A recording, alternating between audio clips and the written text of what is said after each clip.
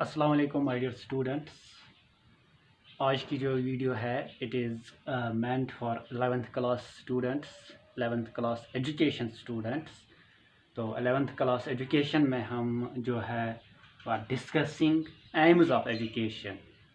तो हमारे सिलेबस में जो है लास्ट टाइम जो है that is vocational aim of education.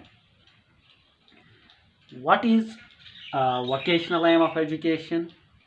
Vocational aim of education क्या है, उस वक्त हमारा फॉरसीन एंड हमारा टारगेट क्या होगा एजुकेशन में, हम क्या कुछ पैदा करने की कोशिश करेंगे, क्या कुछ डेवलप करने की कोशिश करेंगे बच्चे में, वो हम डिस्कस करेंगे इस वीडियो में। देखिए, जो वोकेशनल एम है, वोकेशन हम कहते हैं उर्दू में किसी जॉब को, किसी रोज़गार को। जब कोई ऐसा कोर्स बच्चा करता है, ऐसे स्किल्स सीखता है जिनसे जो बच्चा होता है वो अपना लाइवलीहुड अर्न कर सके, उसमें ऐसे स्किल पैदा हो जाए कि थ्योरी के साथ साथ उसको किसी काम के प्रैक्टिकल्स पे होल्ड है, वो प्रैक्टिकली कोई काम कर सकता है, तो उसको हम कहते हैं वोकेशन। सपोज हमारा जो कोई बच्चा होता है वो कोई पॉलिटेक्निक ज्वाइन करता है, कोई आईटीआई ज्वाइन करता है, तो वो कहता है I am doing a vocational course, मैं एक वोकेशनल कोर्स कर रहा हूँ, मैं एक वोकेशनल ट्रेड कर रहा हूँ। तो वोकेशनल ट्रेड क्या होता है? जहाँ किसी ट्रेड के बारे में बच्चे में प्रैक्टिकल स्किल्स पैदा किए जाते हैं।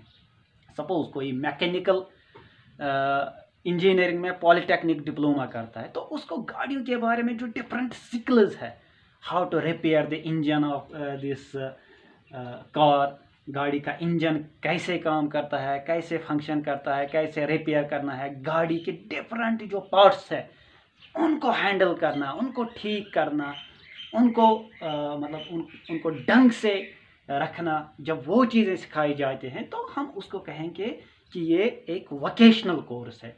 तो वोकेशन का मकसद ही है बच्चे में ऐसे स्किल्स पैदा करना जिनसे बच्चा कोई काम करना सीखे। तो वोकेशनल एम के बारे में गांधी जी कहते हैं कि true education ought to be for them a kind of insurance against unemployment. Gandhi ji कहता है कि जो हकीकी एजुकेशन है, जो हकीकी तालीम है, जब हम बच्चे को हकीकी तालीम देंगे तो वो एक तरह का इंश्योरेंस होना चाहिए। किसके खिलाफ? Against unemployment. देखिए, हम कहते हैं दुकान का इंश्योरेंस, या हम किसी चीज़ का इंश्योरेंस करते हैं, तो उसका मकसद होता है कि खुदा न खास्ता अगर इस दुकान को कोई नुकसान पहुंचेगा, कुछ हो जाएगा, तो उस सूरत में जिस कंपनी के साथ हमने इंश्योरेंस किया हुआ होता है वो कंपनी हमें रिटर्न में वो नुकसान देती है, वो पैसा देता है। इसी तरह जब हम बच्चे को तालीम देते हैं, गांधी जी कहता है कि जब हम बच्चे को तालीम देंगे तो ये जो तालीम है ये एक किस्म का इंश्योरेंस बनना चाहिए, यानी एक किस्म की गारंटी बननी चाहिए बच्चे के लिए। It should be a kind of guarantee for your student that after completion of this education he will not remain unemployed, वो अनएम्प्लॉयड नहीं रहेगा। ऐसी तालीम देनी है, ऐसी एजुकेशन देनी है, ऐसे स्किल्स बच्चे में पैदा करने हैं कि जब उसकी एजुकेशन का जो ये सफ़र है, जब ये एजुकेशन की जर्नी है, जब ये इसके इख्तिताम तक पहुंचेगा, जब ये कोई डिग्री करके निकलेगा स्कूल से, कॉलेज से, यूनिवर्सिटी से, तो उसमें उसको एक तरह की गारंटी होनी चाहिए, उसमें एक तरह के ऐसे स्किल्स होने चाहिए कि जब वो स्कूल से निकलेगा, जब वो कॉलेज से निकलेगा, जब वो यूनिवर्सिटी से निकलेगा, he should be so much skillful, he should be so much professional कि उसको एक जॉब मिलनी चाहिए, उसको एक एक एक मतलब एम्प्लॉयमेंट मिलना चाहिए। That is why Gandhi ji calls कि that education should be a kind of insurance against unemployment. ये न्यूज़ गांधी जी ने कोट की है हरिजन में, जो उसका न्यूज़पेपर हुआ करता था, on 11th September 1937। तो एजुकेशन का मकसद ही है कि जो एजुकेटेड पर्सन होगा वो इतना स्किलफुल होना चाहिए, वो इतना ट्रेंड होना चाहिए, वो इतना प्रोफेशनल होना चाहिए कि वो अपने टांगों पे खड़ा होना चाहिए, वो सोसाइटी के लिए एक तरह का जो है पैरासाइट नहीं रहना चाहिए, वो डिपेंडेंट इकोनॉमिकली जो है डिपेंडेंट नहीं रहना चाहिए, बल्कि वो जो है इकोनॉमिकली इंडिपेंडेंट होना चाहिए। उसके पास स्किल्स होने चाहिए, उसके पास प्रोफेशन होना चाहिए, उसके पास टेक्निक्स होनी चाहिए, जिससे वो अपना रोज़गार कमा सके, जिससे वो अपना एक वोकेशन अडॉप्ट कर सके, जिससे वो एक तरह का एम्प्लॉयमेंट हासिल कर सके, ताकि वो सोसाइटी पे एक बोझ ना रहे, वो सोसाइटी के लिए एक पैरासाइट ना रहे, वो सोसाइटी पे डिपेंडेंट ना रहे, बल्कि वो इकोनॉमिकली इंडिपेंडेंट हो, इतना इंडिपेंडेंट हो कि वो खुद को भी चला सके, अपनी फैमिली को भी चला सके। दिस डजंट मीन कि बस एजुकेशन का मकसद है गवर्नमेंट जॉब, नहीं। एजुकेशन का मकसद है कि आपको स्किलफुल बनाना, ताकि आप कहीं से भी अपना रोज़गार कमा सकोगे। That is the vocational aim of education, कि जब हमारा मकसद होगा बच्चे में ऐसे स्किल्स पैदा करना, जब हमारा मकसद होगा बच्चे का प्रोफेशनल डेवलपमेंट करना, जब हमारा मकसद होगा एजुकेशन का बच्चे में वो टेक्निक्स पैदा करना कि वो अपनी टांगों पे खड़ा हो सके, he is able to earn his livelihood. When the aim of education is to develop different skills, different techniques, different professional values among the students, so that he could earn his livelihood. When such is the aim of education, it is called the vocational aim of education. इसी को हम कहेंगे vocational aim of education। तो इसके और भी कई नाम है। vocational aim of education जो है इसको हम bread and butter aim, ये कभी एग्ज़ाम में आ सकता है, बटर एम ऑफ एजुकेशन, और we can say white collar aim of education. Bread and butter aim या white collar aim of education भी हम कहते हैं वोकेशनल एम ऑफ एजुकेशन को। अब जो ये वोकेशनल एम ऑफ एजुकेशन है, इसकी क्या इम्पोर्टेंस है?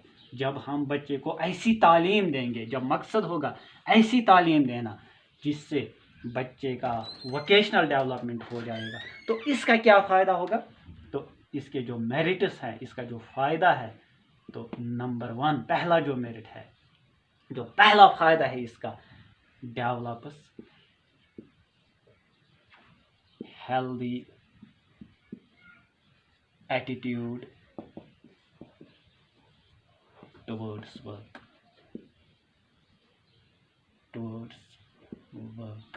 ये बच्चे में एक काम करने के लिए एक अच्छा जज्बा पैदा करेगा।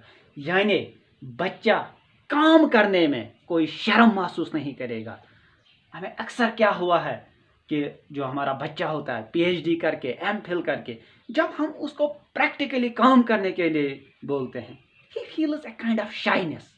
उसको लगता है कि I'm not meant for this, I have to do government job। जो गवर्नमेंट जॉब, और गवर्नमेंट जॉब का भी हमने क्या क्या इमेजिनेशन बनाई है, कुर्सी पे बैठ के बस दिन भर टांग पे टांग रख के बस वही जॉब है। नो, एजुकेशन का मकसद है you must be practically allrounder, you must be practically skilful.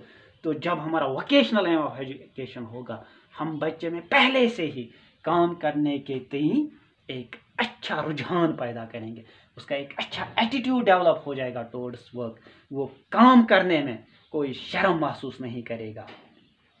Number 2, helps to raise economic standard of people as well as country. जब हमारा इंडिविजुअल इकोनॉमिकली इंडिपेंडेंट होगा, जब हमारा स्टूडेंट हमारा इंडिविजुअल लेवल पे जो हमारा इंडिविजुअल होगा वो इकोनॉमिकली वेल ऑफ होगा, उसका स्टैंडर्ड ठीक होगा, तो उससे ऑटोमेटिकली क्या होगा, a country will be economically high. तो इससे क्या होगा, helps to raise the economic standard of people, country का, लोगों का जो इकोनॉमिक स्टैंडर्ड है वो बढ़ जाएगा। मतलब ऑटोमेटिकली जो गरीबी है वो ख़त्म हो जाएगी। जो हम देखते हैं इंडिया में, there are I think 30% people who are BPL। तो ये this is not a good sign. ये कंट्री के लिए, एक मुल्क के लिए एक अच्छा साइन नहीं है, एक अच्छा निशान नहीं है। तो इस चीज़ को ख़त्म करने के लिए we should have the vocational aim of education. Number 3, encourages productivity, यानी मुल्क में प्रोडक्टिविटी बढ़ जाएगी। जो मुल्क है, let's take the example of Kashmir, अपने कश्मीर की बात करेंगे। यहाँ पर जितना भी गोश्त कंज्यूम होता है सारा कुछ बाहर से लाना पड़ता है, जितना चावल कंज्यूम होता है सारा कुछ बाहर से लाना पड़ता है। यानी हम we are not so much productive. इतनी ज़मीन पड़ी हुई है, बेकार पड़ी हुई है, लेकिन हमारा जो एजुकेटेड यूथ है दे फील शाय, वो काम करने में शाइनेस महसूस करते हैं। लेकिन राशन कार्ड पे जाके चावल हासिल करने में, क्यू में रहने में उनको कोई शर्म नहीं होती है। तो ये रीज़न क्या है, वी हैव लो प्रोडक्टिविटी। हम प्रोडक्टिव नहीं है, अपने हमारे जो लैंड है उसका सही इस्तेमाल नहीं करते हैं। अगर हमारा वोकेशनल एम ऑफ एजुकेशन होगा तो उससे क्या होगा, हमें काम करने का जज्बा आएगा, हमारा इकोनॉमिक स्टैंडर्ड बढ़ जाएगा, हमारे जो स्टेट है हम, और फिर ऑटोमेटिकली हमारी जो कंट्री है उसकी जो प्रोडक्टिविटी है वो बढ़ जाएगी। नंबर 4, यूटिलाइजेस मैन पावर, यानी हमारे यूथ का जो वक्त है वो बेकार में ज़ाया नहीं जाएगा। They will utilize their potential, they will utilize their resource in a proper way. यानी इंसान जो है, इंसान एक रिसोर्स है, human being is a resource. MHRD हम कहते हैं, ministry of human resources. Means man जो है ये खुद एक रिसोर्स है। जिस तरह पानी एक रिसोर्स है, हवा एक रिसोर्स है, जंगल एक रिसोर्स है, इस तरह सबसे बड़ा रिसोर्स जो है वो खुद मैन है। तो इस जो मैन है इसको अपनी जो एनर्जी है, अपना जो पोटेंशियल है वो प्रॉपरली यूटिलाइज करना है। जब हमें वोकेशनल स्किल्स होंगे, जब हमें प्रोफेशनल स्किल्स होंगे, तो हम जो है अपना जो पावर है, जो मैन पावर है, हम उसको प्रॉपरली यूटिलाइज करेंगे। अब इसके अगर हम इस चीज़ को ओवर एम्फेसाइज करेंगे, अब अगर जो वोकेशनल एम है इसको भी हम अगर ओवर एम्फेसाइज करेंगे, बस सिर्फ वोकेशनल वोकेशनल वोकेशनल डेवलपमेंट करेंगे, तो इससे भी क्या है, जो हमारे बाकी एम्स हैं वो क्रश हो जाएंगे, हमारा एस्थेटिक सेंस डेवलप नहीं हो जाएगा। हम इसका जो अगर हम सिर्फ फोकस करेंगे वोकेशनल एम पे, तो इंसान जो है मटीरियलिस्टिक, उसमें मटीरियलिस्टिक अप्रोच बढ़ जाएगा, मटीरियलिज्म ज़्यादा आ जाएगा और हर एक चीज़ में नफ़ा फ़ायदा प्रोडक्टिव ढूंढेगा।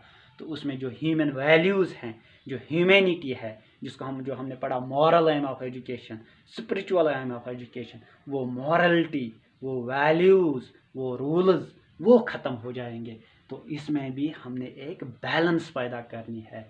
मटीरियलिज्म के साथ साथ हमें स्पिरिचुअलिज्म, हमें मॉरलिटी, उन चीज़ों पे भी फोकस करना है। अगर हम ओवर एम्फेसाइज करेंगे वोकेशनल एम ऑफ एजुकेशन पे, तो हमारा जो अप्रोच है वो मटीरियलिस्टिक बन जाएगा। तो there should be a kind of balance. This is all about the aims of education. इस तरह से माय डियर स्टूडेंट्स, हमारा 11th क्लास में हमारे 2 यूनिट्स कंप्लीट हो गए। नेक्स्ट वीडियो से हम जो है तीसरा यूनिट स्टार्ट करने जा रहे हैं। तो आज के लिए इतना ही काफ़ी है। टेक केयर, खुदा हाफिज़।